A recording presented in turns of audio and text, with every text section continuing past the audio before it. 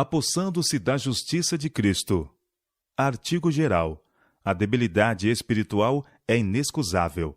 Na Review and Herald, de 1º de julho de 1890.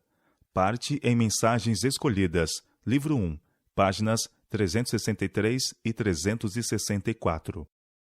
Os que confiam inteiramente na justiça de Cristo, olhando para ele com viva fé, conhecem o Espírito de Cristo e são conhecidos por Cristo. Fé simples habilita o crente a realmente considerar-se morto para o pecado, mas vivo para Deus em Cristo Jesus, nosso Senhor. Somos salvos pela graça, mediante a fé, e isto não vem de nós, é dom de Deus. Caso procurássemos desdobrar essas preciosas promessas aos sábios do mundo, eles zombariam de nós, pois o homem natural não aceita as coisas do Espírito de Deus, porque eles são loucura, e não pode entendê-las, porque elas se discernem espiritualmente. 1 Coríntios capítulo 2, verso 14. Quando Jesus estava prestes a ascender ao alto, disse a seus discípulos: Eu rogarei ao Pai, e ele vos dará outro Consolador, a fim de que esteja para sempre convosco, o Espírito da verdade, que o mundo não pode receber, porque não o vê nem o conhece. Vós o conheceis, porque ele habita convosco e estará em vós. São João capítulo 14, versos 16 e 17. Disse também: Aquele que tem os meus mandamentos e os guarda, esse é o que me ama, e aquele que me ama será amado por meu Pai, e eu também o amarei e me manifestarei a ele. São João capítulo 14, verso 21. Há muitos que encontram satisfação em identificar-se com falsas doutrinas, para que não haja perturbação ou diferença entre eles e o mundo. Mas os filhos de Deus devem dar testemunho da verdade, não somente pela pena e pela voz, mas também pelo espírito e caráter. Nosso Salvador declara que o mundo não pode receber o espírito da verdade. Eles não conseguem discernir a verdade, pois não discernem a Cristo, o autor da verdade. Discípulos mornos, adeptos de coração frio que não se acham imbuídos do Espírito de Cristo, não são capazes de discernir a preciosidade de sua justiça, mas procuram estabelecer sua própria justiça. O mundo busca as coisas do mundo: negócios, honra mundana, ostentação, satisfação egoísta. Cristo procura romper esse fascínio que mantém os homens afastados dele. Procura chamar a atenção dos homens para o mundo por vir, que Satanás tem conseguido ofuscar com sua própria sombra. Cristo coloca o mundo eterno dentro do alcance da visão das pessoas, apresentando-lhes suas atrações, declarando-lhes que preparará mansões para eles e que virá outra vez e os receberá para si mesmo. O desígnio de Satanás é encher a mente de tal maneira com descomedido amor de coisas sensuais que o amor de Deus e o anseio pelo céu sejam expelidos do coração. Deus solicita que aqueles a quem ele confiou os seus bens se portem como mordomos fiéis. O Senhor quer que todas as coisas de interesse temporal ocupem um lugar secundário no coração e nos pensamentos. Mas Satanás quer que as coisas da terra ocupem o primeiro lugar em nossa vida. O Senhor quer que aprovemos aquilo que é excelente. Ele nos mostra o conflito em que precisamos empenhar-nos e revela o caráter e o plano da redenção.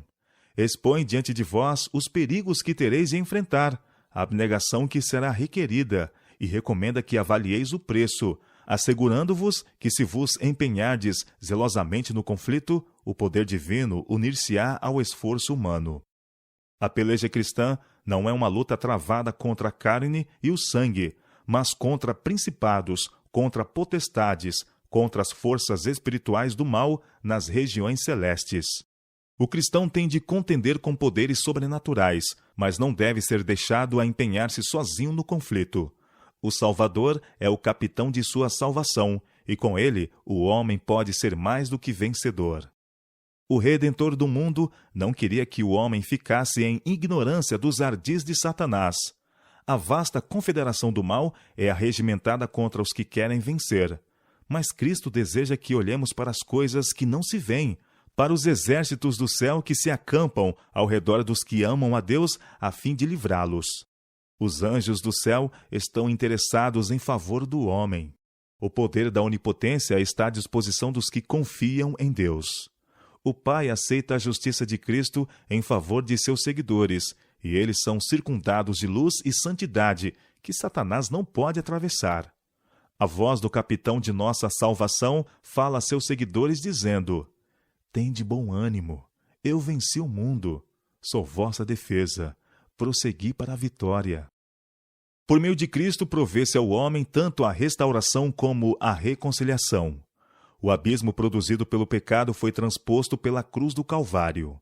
Foi pago por Jesus um resgate pleno e completo, em virtude do qual o pecador é perdoado e mantida a justiça da lei. Todos os que creem que Cristo é o sacrifício expiador podem chegar a Ele e receber o perdão dos pecados, pois, pelos méritos de Cristo, franqueou-se a comunicação entre Deus e o homem.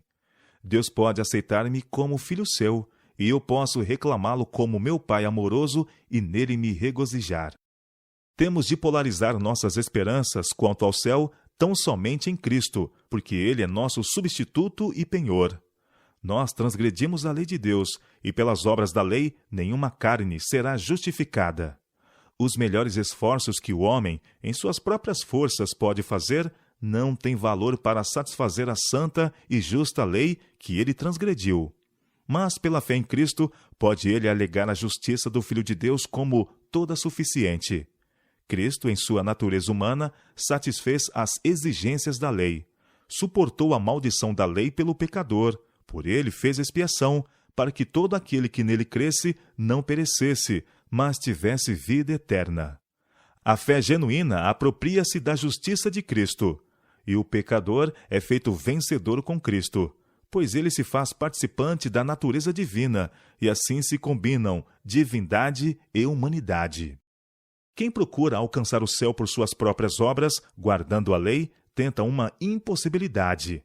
Não pode o homem salvar-se sem obediência, mas suas obras não devem provir de si mesmo. Cristo deve operar nele o querer e o efetuar, segundo sua boa vontade. Se o homem pudesse salvar-se por suas obras, teria ele algo em si mesmo, pelo qual se alegrar. O esforço que o homem faz em suas próprias forças para obter a salvação é representada pela oferta de Caim. Tudo que o homem pode fazer sem Cristo é poluído pelo egoísmo e pecado, mas aquilo que é operado pela fé é aceitável a Deus. Quando procuramos alcançar o céu pelos méritos de Cristo, a alma faz progresso.